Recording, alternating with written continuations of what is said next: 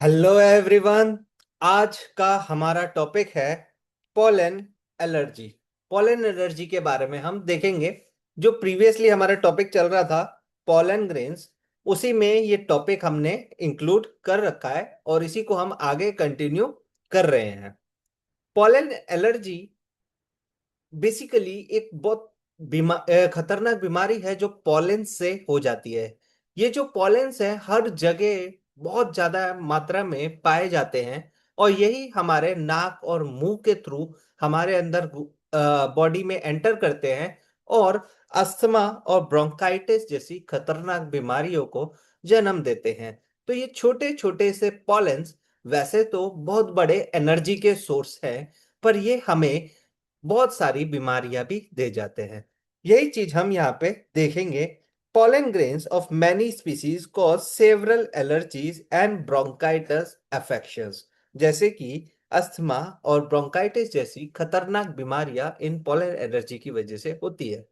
वैसे तो pollen allergy बहुत सारे प्लांट्स के कारण हो सकती है, पर कुछ सालों में एक प्लांट ऐसा है जिसकी वजह से ये बहुत ज्यादा पोलन एलर्जी हमें देखने को मिल रही है, जैसे कि पार्थेनम। आप छोटी क्लासेस से ये पार्थेनम या फिर जिसको हम सामान्य भाषा में कैरेट ग्रास भी कह देते हैं, ये कैरेट ग्रास हमारे इंडिया में राइस के साथ एक कंटेमिनेशन की तरह से इंपोर्ट होके आ गई थी और आज ये बहुत बड़ा कारण है हमारे यहाँ पे पोलन एलर्जी का। नाउ यूबिक्विटस इन एक्यूरेंस। यूबिक्विटस का मतलब है हर जगह या फिर ज्यादातर जगह ही हमें ये देखने को मिलता है। आप सबके घर में, हमारे घर में आसपास ये पार्थेनम के पौधे हमें देखने को मिल जाते हैं। ऐसा कहा जाता है पार्थेनम के बारे में कि ये लगभग हर साल 10% के हिसाब से ग्रो कर रहे हैं, बढ़ते चले जा रहे हैं। और जब ये बढ़ते चले जा रहे हैं तो इनसे होने वाले अफेक्टेड पर्सन्स भी साल दर साल बढ़ते चले जा रहे हैं। तो ये हमारे देश के लिए एक बहुत बड़ी समस्या का कारण बना हुआ है। ये जो पॉलन होते हैं खाली एलर्जी ही नहीं, हमें एनर्जी का सोर्स भी देते हैं। ये एक बहुत अच्छे एनर्जी का सोर्स भी होते हैं। एलर्जी भी एनर्जी भी देते हैं। बहुत सारे एथलीट्स इन को एज ए फूड सप्लीमेंट लेते हैं पॉलन ग्रेन्स को एनर्जी के रूप में। कैसे? Pollen grains are rich in nutrients. Pollen tablets are used as food supplement in western countries. Western countries में इसको एनर्जी के सोर्स के रूप में एज ए फूड सप्लीमेंट भी लिया जाता है। वैसे हमारे यहाँ भी लिया जाता है। हम हनी लेते हैं। हनी क्या है? बहुत सारे उसमें पॉलन ग्रेन्स प्रेजेंट होते हैं जिससे एनर्जी आती है। पॉलन ग्रेन्स में बहुत ज्यादा अमाउंट में एनर्जी स्टोर होती है। Pollen consumption has been claimed to increase the performance of athletes and race horses. Pollens के टैबलेट्स के फॉर्म में हम दे सकते हैं, सिरप्स के फॉर्म में दे सकते हैं, और इन फॉर्म्स में जब एथलीट्स को या रेस हॉर्सेस को देते हैं तो उनकी परफॉर्मेंस में हमें इंक्रीजमेंट देखने को मिलता है। उनकी परफॉर्मेंस धीरे धीरे करके इंक्रीज हो जाती है ना। ऐसा देखने को हमें मिला है जो एथलीट या जो हॉर्सेस पॉलन का कंजप्शन करते हैं। इसी के आगे हमारा टॉपिक है, that is pollen viability and storage. Pollen viability, हमें वाइबिलिटी का मतलब समझना है। वाइबिलिटी का मतलब होता है जीव क्षमता। पोलन भी एक सेल है और इसकी भी एक लाइफ है। इसी लाइफ को कि ये पोलन कितने समय तक जी सकता है, इसी को हम पोलन वाइबिलिटी कह देते हैं। कोई पोलन इतना कम समय तक जीता है कि लगभग अपने से मैच्योर होने के बाद, प्लांट से अलग होने के बाद, रिलीज होने के बाद खाली 30 मिनट्स तक ही जिंदा रहेगा। कुछ महीनों तक भी जिंदा रहते हैं कुछ प्लांट्स के पोलन, और कुछ प्लांट्स के पोलन ऐसा भी देखा गया है जो हजारों सालों तक जिंदा रह सकते हैं। उनकी वाइबिलिटी 1000 ईयर्स तक भी होती है। कुछ जो पोलन है जिनकी वाइबिलिटी बहुत कम समय की, मान लो 30 मिनट्स की जिनकी वाइबिलिटी है, इनकी वाइबिलिटी को हम बढ़ा भी सकते हैं आर्टिफिशियल तरीके से। हम इसमें क्या करते हैं, लिक्विड नाइट्रोजन लेते हैं और इसमें इन पोलन ग्रेन्स को डाल देते हैं -196 डिग्री सेल्सियस पे। हम इन पोलन ग्रेन्स को डाल देते हैं, इससे ये पोलन फ्रीज हो जाते हैं और बहुत लॉन्ग टाइम तक ये वाइबल रह सकते हैं। सेम ये उसी तरीके की प्रोसेस है जैसा कि हम ह्यूमंस के स्पर्म्स या एग्स को या किसी एनिमल के एग्स को या स्पर्म्स को प्रिजर्व करने के लिए लिक्विड नाइट्रोजन को यूज करते हैं फॉर आर्टिफिशियल इंसेमिनेशन। तो इन्हीं सब चीजों को हम यहाँ पे पढ़ लेते हैं। When shed pollen grains must land on stigma before they lose viability to bring about fertilization। जैसे ही शेड हुआ pollen grains तो वाइबिलिटी लूज होने से पहले उसका फर्टिलाइजेशन हो जाना चाहिए। The period for which pollen grains remain viable is highly variable depending on the temperature and humidity। ये टेम्परेचर पे और ह्यूमिडिटी पे भी डिपेंड करता है कि जो पॉलन ग्रेन्स है वो कितने समय तक के लिए वाइबल रहेगा।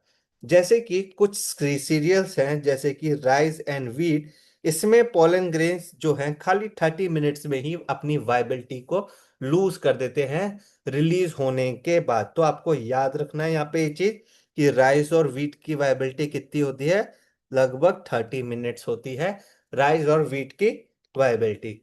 वहीं कुछ प्लांट्स हम यहाँ पे देख रहे हैं जैसे कि रोजिएसी, लेग्यूमिनेसी, सोलेनेसी के जो पॉलन ग्रेन्स होते हैं इनकी वाइबिलिटी हमें मंथ्स तक भी देखने को मिलती है। रोजिएसी मतलब रोज के जो फैमिली मेंबर्स है, लेग्यूमिनेसी मटर दालें जितनी भी आती हैं सब लेग्यूमिनेसी, और सोलेनेसी मतलब आलू बैगन टमाटर सारे के सारे जो मेंबर्स हैं ये सोलेनेसी के मेंबर्स होते हैं। इनकी वाइबिलिटी कब तक रह सकती है, मंथ्स तक इनकी वाइबिलिटी हमें देखने को मिलती है।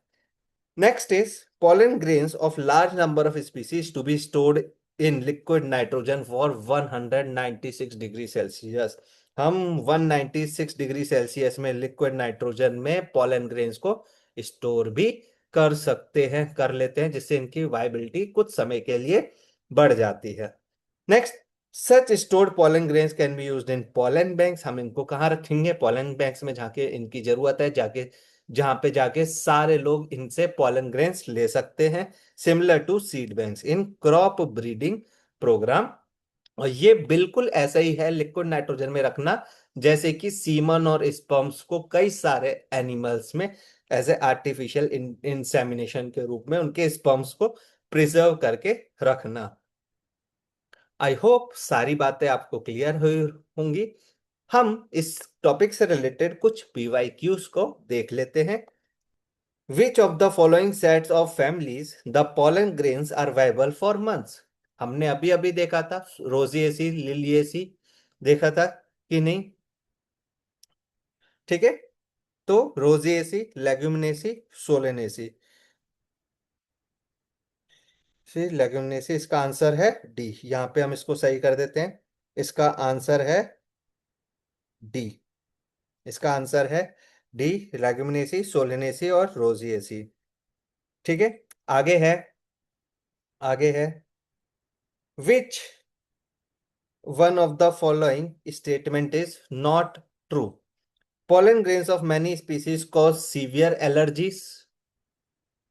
बिल्कुल सही बात है, पर हमें नॉट ट्रू चाहिए। stored pollens are pollen in liquid nitrogen can be used in crop improvement crop breeding programs। बिल्कुल सही बात है। Tapetum helps in the dehiscence of anther. बिल्कुल गलत बात है। डिहीसेंस ऑफ एंथर के लिए, डिहीसेंस ऑफ एंथर के लिए एंडो एंडोथीशियम, एंडोथीशियम की जो लेयर है इसमें फाइबर्स प्रेजेंट होते हैं। एंडोथीशियम की लेयर रेस्पॉन्सिबल होती है डिहीसेंस ऑफ एंथर के लिए। तो इसका आंसर हो जाएगा सी, टैपिटम। ठीक है, आगे next is the proximal end of the filament of stamen is attached to. Proximal end पता है, जो एंड थैलेमस के पास प्रेजेंट होता है that is the proximal and. ये वाला एंड प्रोक्सिमल एंड हमें देखने को मिलेगा। तो ये जो proximal end of the filament है वो किससे अटैच रहता है, थैलेमस और पेटल से अटैच हमें देखने को मिलेगा। कई बच्चों को थैलेमस ही याद रहता है, पर याद रखना पेटल्स से भी अटैच रहता है, कुछ कुछ केसेस में, ज्यादातर केसेस में थैलेमस से अटैच रहता है, और ये चीज एनसीईआरटी ने भी मेंशन की हुई है। Next question, male gametophyte in angiosperms produces. जो मेल गैमिटोफाइट है वो क्या प्रोड्यूस करता है?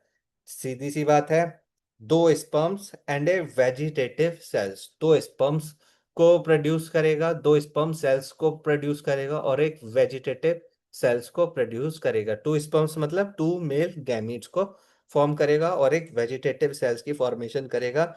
2015 में आया हुआ क्वेश्चन है। आई होप आपको सारी चीजें क्लियर होती जा रही होंगी धीरे धीरे करके। नेक्स्ट जो टॉपिक के बारे में हम पढ़ेंगे, that is pistol microsporangium and embryo sac के बारे में हम देखेंगे। तब तक के लिए थैंक यू।